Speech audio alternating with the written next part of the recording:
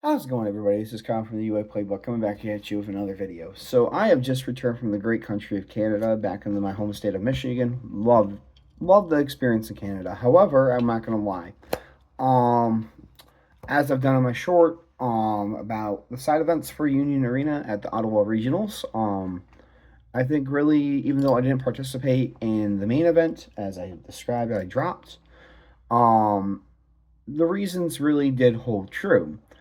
So I was noticing, as well as my bookie that I had with me for the event, which is a friend of mine now.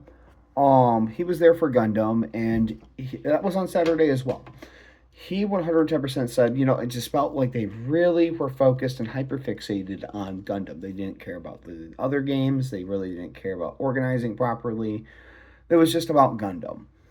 Um, there's other things you could have done. 110%. But however, I'm going to break down some of the things as to why I decided not to play. For one, let's go back into what I was describing in the short. Horrible parking, very bad parking, everybody. So if you wanted to get there, you had to pay $20 for reasonable parking. That was not described within any of the forums that were given to us as players for Union Arena, or any, to my knowledge. I don't even think for the Gundam or the Dragon Ball or the Digimon player base. So that was a shell shock moment for a lot of people. Thankfully, I had the 401 update on it all because I decided to go there on Thursday, and on Friday morning, me and my roommate for the hotel decided to drive around the convention center. And we noticed there was paid parking. We're like, do we really want to pay paid parking? Do we get an Uber? What do we do here? Long story short, we found a little building a little bit further down, and we decided to park there. But so that's reason number one. Reason number two, very poorly designed. What I mean by poorly designed, there was no accessible Wi-Fi for anybody. So if you are on roaming or anything else like that, and you can't get service, good luck knowing your pairings. And with the lack of amount of judges, there was a decent amount. I'll give credit where credit's due. However, there wasn't enough really there for the amount of people that were present.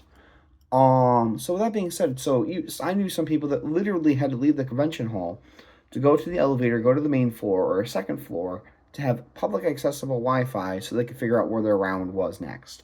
I think that's absolutely horrible, and that could have been easily avoidable. Number two, the area of Ottawa. Not an issue with Ottawa, in my opinion. I come from Detroit and Pontiac and Waterford area. It kind of felt like I was there. But for somebody that's not used to that kind of environment, it's definitely going to spook you. Um, Also considering the simple fact that I know Carta Magica has held events in Toronto, Niagara Falls, areas that are more used to and accustomed to tourism, as well as a pretty good wrap around it. So yeah, there's that. I also spoke the day prior on Friday as I was traveling through Ontario and Ottawa. I went to the main event, or the main store, Carta Magica's main store. I think it was in Ontario or Ottawa, one of the two. I can't remember. And the owner of the store was there present.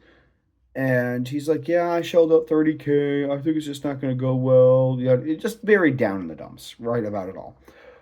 So he really wasn't motivated himself, which is not a good sign at all. So there's that. Then let's go into I finally get involved into the line. So imagine you got 600 something players to the left of us, right, playing Gundam. Two sets of speakers, both hyper fixated on that side. Literally, so there's some of us there. Thank you, everybody that was there that I was able to play with and everything else like that. Fantastic. Thank you for the prep games, everything else like that. However, we're on that side, and we could barely hear from the PA speaker announcements. Hey, side events for Union Arena, come on up. So okay, we finally kind of were like looked at each other like, do we hear what we think we heard? And they were like, oh yeah. So we all kind of hurry over there. Unfortunately, because Again, how quiet it was, not very loud. Um, I knew, well, about a good portion of those people there were there for the Gundam side event, which wasn't even happening at that time. So a lot of us, unfortunately, for the Union Arena side, for the side events, were unable to get in event round one. To make matters worse, as time goes on, they capped us at 32 players, which I found a little bit silly, considering they had at least room for up to 200 players or more for Union Arena, and there was nobody else playing on that side. I think there was maybe like 24 Fusion World players going on for their side event.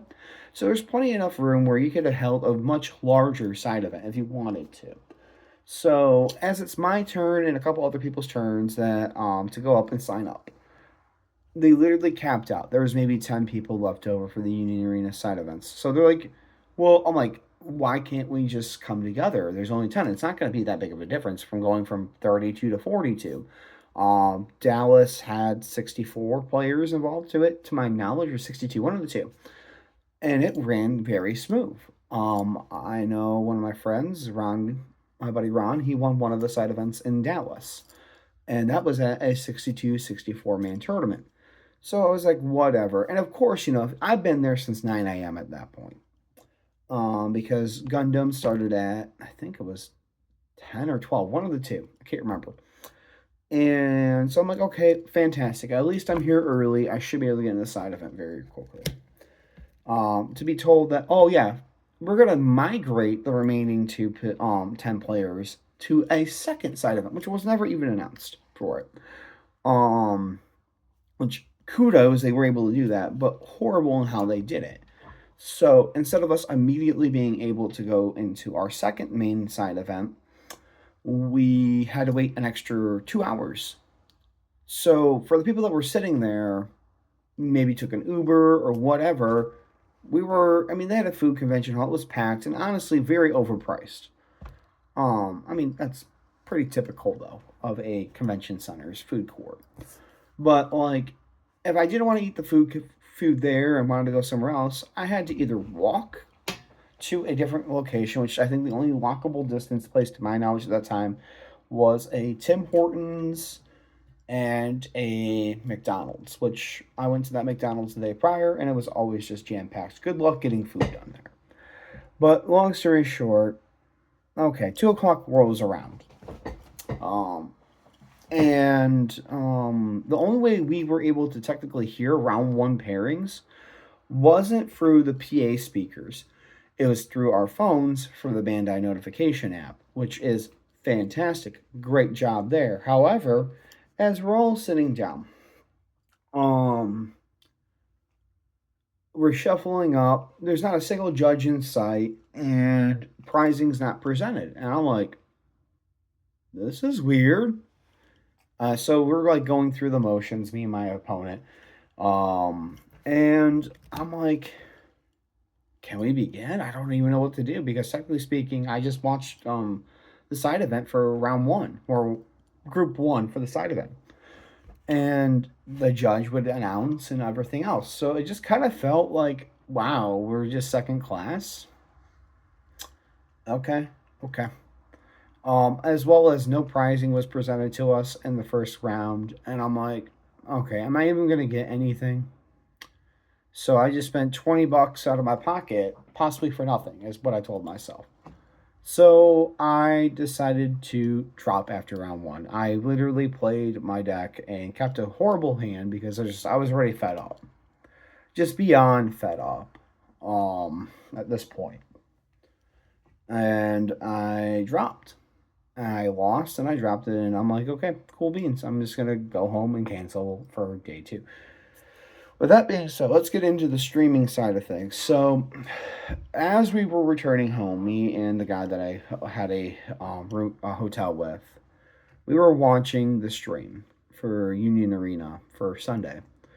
And he was like, holy crap, they are not doing very well. I'm like, what do you mean they're not doing very well for their streaming? I thought it was Eggman. Well, it was Eggman commentating, but it was ran through Carta Magica. Hey, more power to you, I guess, right? But oh my god, he even agreed they don't know how they're doing their streaming platform and how long their waits are and stuff like that. And it's like, I swear up and down, some things were just not okay. And all in all, do I have any regrets for not participating? The simple answer is no. But with all the negative things that I can say about the event, I can say there was definitely some few positives. I met some fantastic people. For example, prior to getting into the side events, I was able to play test with some people from, I think, Boston. Particularly, there was another guy named Kyle. Hi Kyle, if you see this. Sorry, I don't have my glasses on, guys. Awesome. But yeah, so he was playing. We did a round one for just playtesting reasons. Mirror match Red Kenshin was phenomenal. Then we did Roy Mustang and for 2 games, and then that was it.